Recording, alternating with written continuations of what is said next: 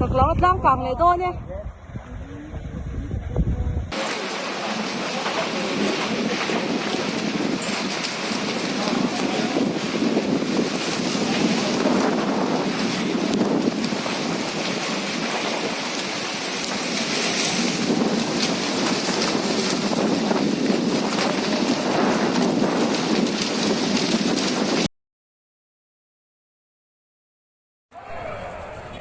Ô tôi nói inaron mút trần inaron càng trần à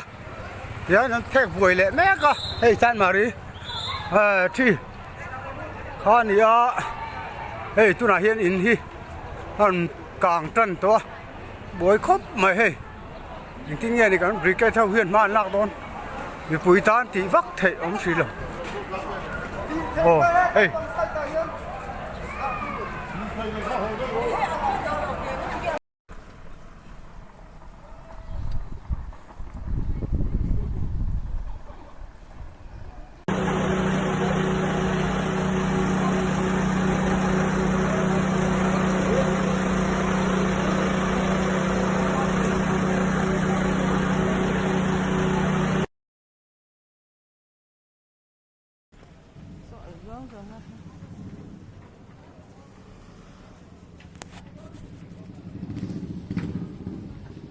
Càng phải lên thì đón thì so này so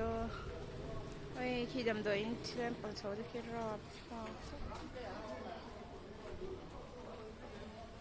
cái xí lăng này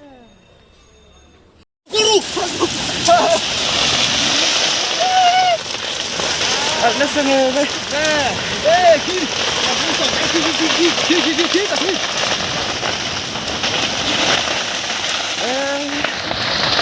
sẽ